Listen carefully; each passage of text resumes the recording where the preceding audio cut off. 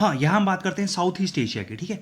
अब south east Asia में हमें इंपॉर्टेंट क्या है, साउथ ईस्ट एशिया में कई कंट्री आती हैं, जैसे फिलीपींस हो गया, म्यांमार हो गया, लाओस हो गया, वियतनाम हो गया, कंबोडिया हो गया, ठीक है। लेकिन हम यहाँ मेनली दो कंट्री की बात कर रहे हैं, मलेशिया और दूसरे इंडोनेशिया, ठीक है। सबसे पहले हम इंडोनेशिया में अगर हम देखें तो इंडोनेशिया में 108 आइलैंड है, ठीक है।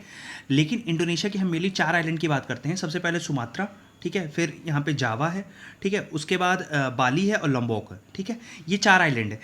अब इम्पॉर्टेंट क्या है कि इम्पॉर्टेंट अगर हमें देखना है, हमें ये देखना है, पहली ऐसी एशियन कंट्री है जो जो एशियन कंट्री कहने से मतलब हमें पता चलता है कि भाई नदर्न हेमिस्फीयर की कंट्री, ठीक है। जितनी भी एशियन कंट्री नदर्न हेमिस्फीयर की है। लेकिन इंडोनेशिया एक ऐसी कंट्री है जिसका कैपिटल जकार्ता साउथ हेमिस्फीयर में लाई करता है, ठीक है। साउथ हेमिस्फीयर क्यों, जीरो, अगर इक्वेटर की बात करते हैं जीरो होता है, तो जीरो के नीचे वाला साउथ हेमिस्फीयर, तो इसकी कैपिटल क्या है, सदर्न हेमिस्फीयर में लाई करता है, ठीक है। तो ये इंपॉर्टेंट बात है। पहली बात ये हो गई इंडोनेशिया की, ठीक है। इस रीजन में अगर हम बात करें, वैसे अगर हम बात करें कि इंडोनेशिया जो कंट्री है उसका सबसे बड़ा आइलैंड कौन सा है, तो अगर केवल इंडोनेशिया की बात करेंगे तो उसका सबसे बड़ा आइलैंड क्या है, सुमात्रा है।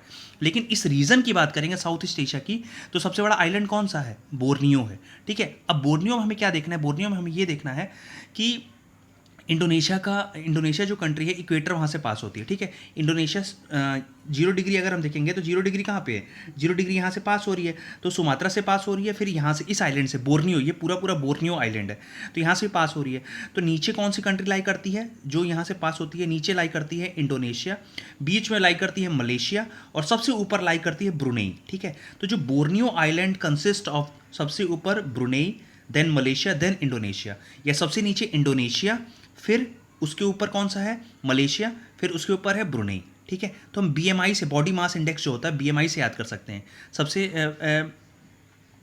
सबसे पहले क्या है, बीएमआई, बॉडी मास इंडेक्स, ठीक है। तो बीएमआई ऊपर हो गया ब्रुनेई, एम क्या हो गया, मलेशिया, और आई क्या हो गया, इंडोनेशिया। तो Borneo island consist of 3 country, ठीक है, ये पार्ट है। तो अगर हम बात करेंगे कि इस एरिया में सबसे बड़ा अगर कौन सा आइलैंड है, तो सबसे बड़ा आइलैंड तो यही है, बोर्नियो आइलैंड।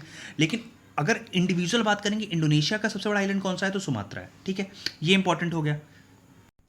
हाँ, यहाँ हम बात करते हैं, हमने बात की थी सबसे पहले कि इंडोनेशिया के 4 मेनली आइलैंड है, मेनली 4 मतलब मेनली 4 इंपॉर्टेंट आइलैंड है। सुमात्रा हो गया, सुमात्रा हो गया, उसके बाद कौन सा हो गया, जावा हो गया, बाली हो गया, लॉम्बॉक हो गया।